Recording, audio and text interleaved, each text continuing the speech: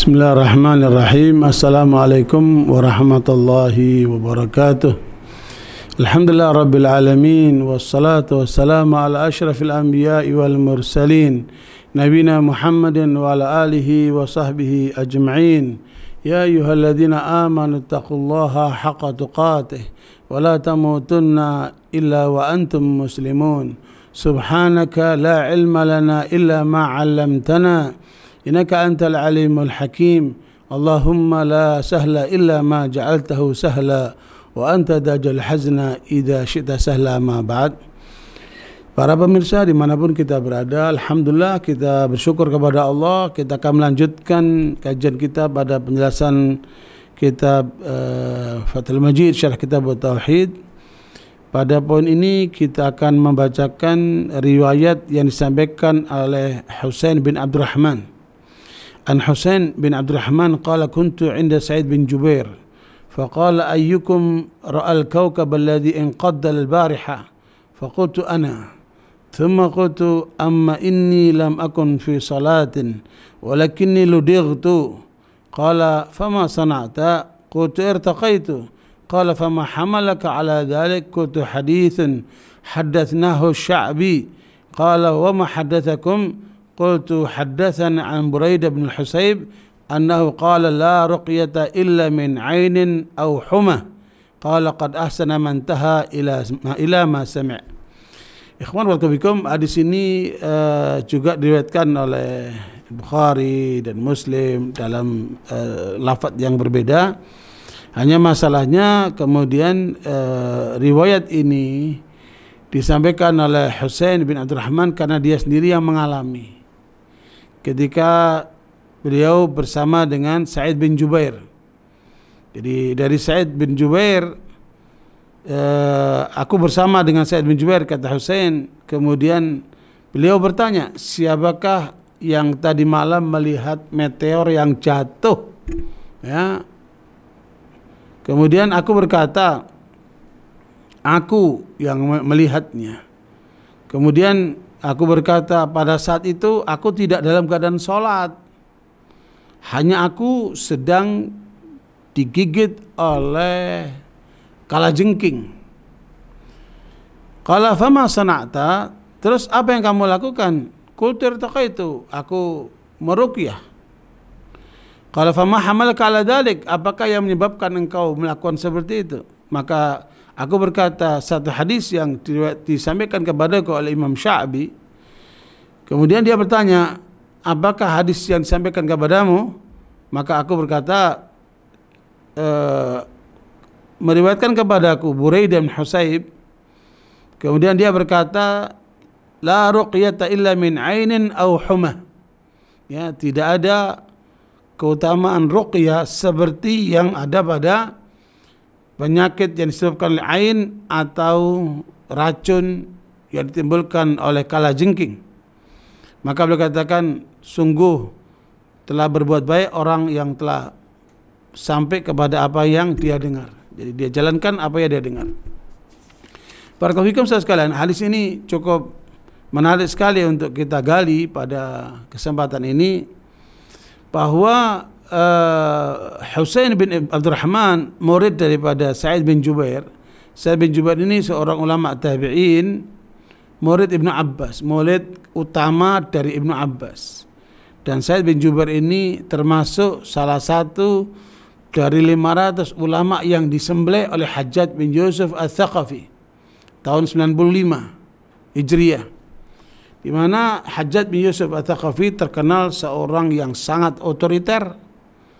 Siapa saja yang berseberangan dengan kepentingannya, politiknya, pandangannya, itu langsung diperlakukan dengan cara yang sadis, yaitu disembelih. Sa'id bin Jubair dalam kitab Al-Mihan itu diceritakan dialog antara beliau dengan Hajjaj bin Yusuf Al-Thaqafi ini. Luar biasa. Ya, dan saya baca itu dialognya, menunjukkan ketegaran seorang ulama meskipun berujung dengan disembelih. Beliau tidak takut untuk menyampaikan pandangan-pandangan yang tajam.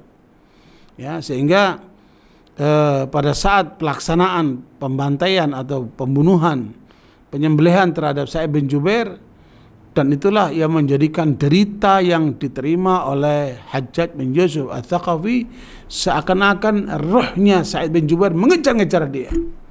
Dia dalam ketakutan, hidup dalam penderitaan yang luar biasa. Ya, karena itu sekalian, jangan membunuh orang, jangan mendalimi orang. Ya, apalagi sampai membunuh sekian banyak orang. Ya, kalian akan dikejar oleh roh-roh orang yang kalian bunuh itu. Sebagaimana yang dialami oleh Hajjaj bin Yusuf Ats-Tsaqafi, ya, karena beliau ini ulama yang kemudian diperlakukan dengan cara yang sadis seperti itu. Dan kata Imam Ahmad, Sa'id bin Jubair meninggal dunia dengan cara yang sadis, dibantai oleh Hajjaj bin Yusuf Ats-Tsaqafi. Sementara kami masih butuh ilmunya. Masih banyak ilmu yang belum tersampaikan oleh Sa'id bin Jubair ini, karena beliau termasuk murid terdekat daripada Imam Ibnu Abbas radhiyallahu anhu. Ya, beliau termasuk ahli tafsir ini, Sa'id bin Jubair.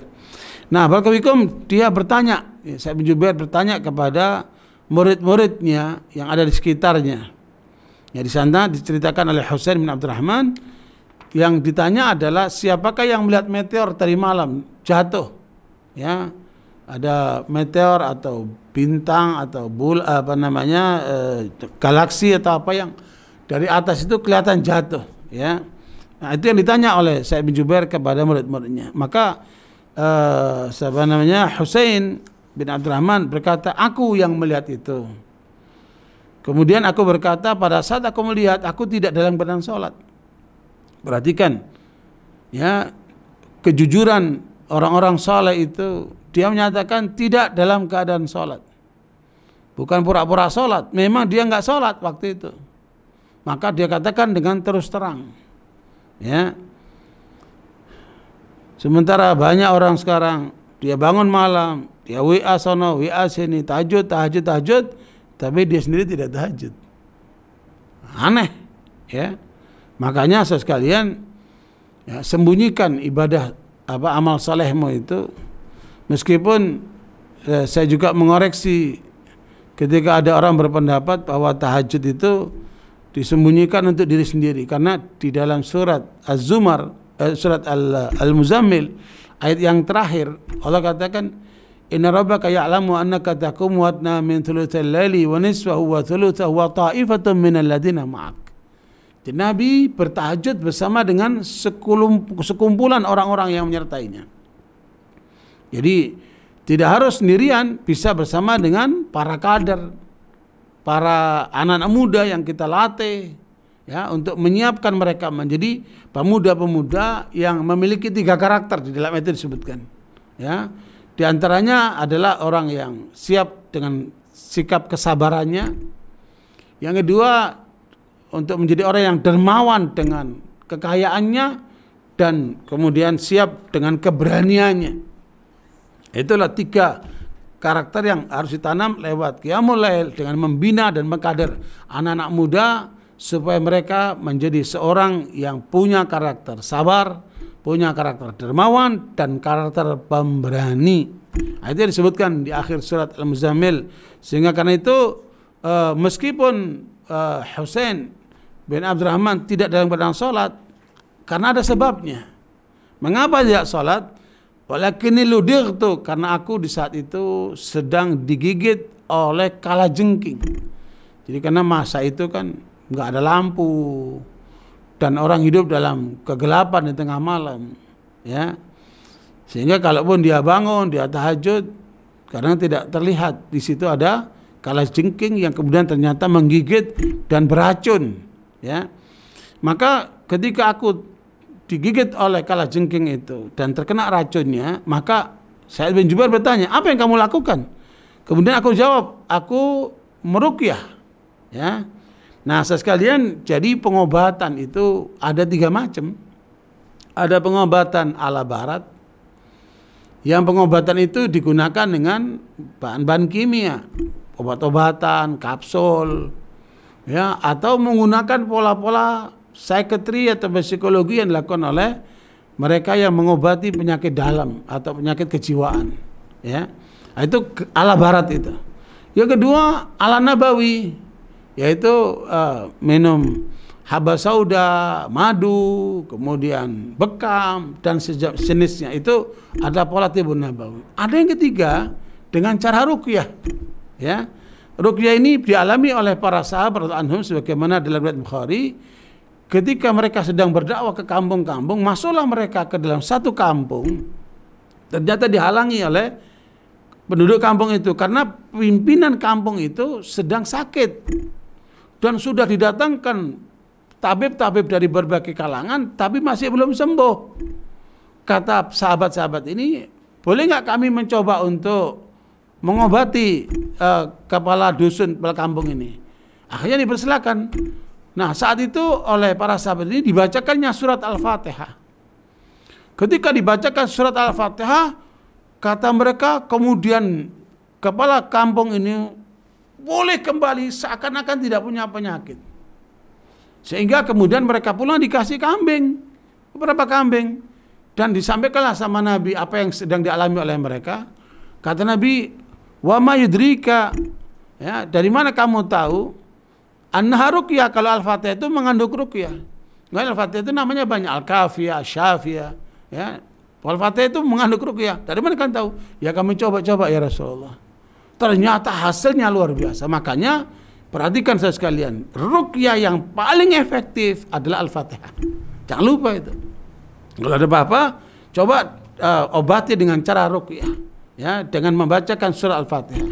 Meskipun seluruh Al-Qur'an itu bisa dipakai untuk dibacakan dengan untuk ruqyah itu, ya. Nah, yang ketiga ini bisa mengusir pengaruh setan, bisa mengusir pengaruh daripada gangguan racun dari kalajengking gitu, ya.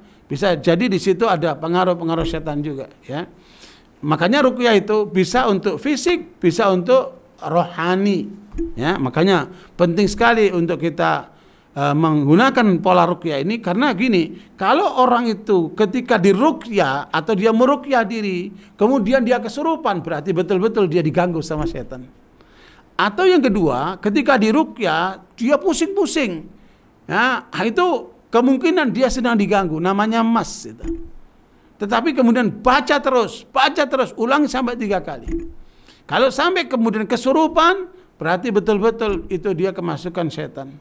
Nah, kalau kemudian sampai 3 kali dibacakan, ternyata dia nggak pusing, dia enak saja, tenang saja, nikmat saja, maka berarti dia sudah lepas dari pengaruh godaan setan itu.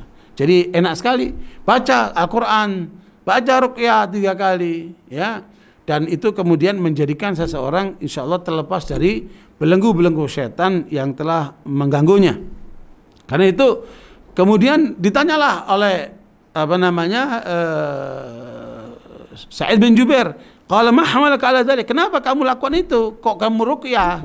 Maka dia katakan, aku mendengarkan hadis dari Imam Sya'bi yang itu bersumber dari Buraidah bin Husayb bahwa la ruqyata illa min ainin aw humah, bahwa ruqyah yang terbaik itu adalah digunakan untuk meruqyah orang yang kena ain, yaitu pandangan mata yang jahat, ya, dan karena pengaruh racun yang ditimbulkan oleh kalajengking. Maka gunakan ruqyah itu. Nah, riwayat ini disampaikan dari Buraidah bin Hasib yang menunjukkan suatu cara efektif untuk menangkal racun dari kalajengking dan juga karena pengaruh ain. Nah, sekarang masalah ain ini. Al-ainu haq, kata Nabi. Itu ada dalam riwayat Muslim. Ya, pandangan mata yang bisa mencelakakan orang itu kebenaran. Itu suatu hal yang benar. Dan saudara sekalian, makanya kalau satu kali ada sahabat Nabi namanya Suhail bin Hanif, ya, itu terkena Sahal bin Hanif, itu sebagaimana Imam Ahmad, Nasai dan yang lainnya dengan sanad sahih. Sahal bin Hanif terkena ain, sehingga dia tergelepar-gelepar, sehingga perutnya sakit. Kemudian dibawa ke mana Nabi, siapa yang kalian curigai orang yang bisa mengenakan ain kepada orang ini? Oh, Amir bin Rabi'ah, karena dia tadi menyaksikan. Dipanggil Amir Rabi'ah, dimarahi sama Nabi. Kemudian Amir bin Rabi'ah disuruh mandi atau suruh wudhu, bekasnya itu dimandikan kepada orang yang kena ain itu. Itu caranya, ya. Makanya kalau seandainya tidak ketahuan orang yang menyebabkan ain sehingga seorang itu tercelakai dengan sakit perut ataupun mengalami derita-derita karena pandangan orang yang jahat itu, maka bacalah dalam air, ya, kemudian dengan ruqyah bacaan Quran, kemudian mandikan kepada orang itu atau siramkan kepada orang itu, semoga dengan itu ainnya akan lepas. Nah, yang kedua adalah karena gangguan racun-racun yang disebabkan oleh kalajengking ini. Nah, termasuk riwayat Imam Bukhari tentang sahabat-sahabat tadi yang meruqyah kepala kambing tadi itu, sebenarnya dia itu terkena juga kena gigitan daripada racun kalajengking itu, sehingga ketika diruqyah kembali seutuhnya, sehingga mereka dikasih kambing-kambing itu. Barangkali ini pelajaran penting untuk kita semuanya. Ayo kita praktekkan ruqyah ini, selalu kita terdekat Al-Quran, sehingga dengan itu kita berharap kesembuhan dari Allah SWT. Barakallahu fikum. Muhammad, semoga bermanfaat pada kajian ini. Subhanallah, hamdika, asyhadu an la ilaha illa anta, astaghfiruka wa atubu ilaik. Alhamdulillah. Assalamualaikum warahmatullahi wabarakatuh.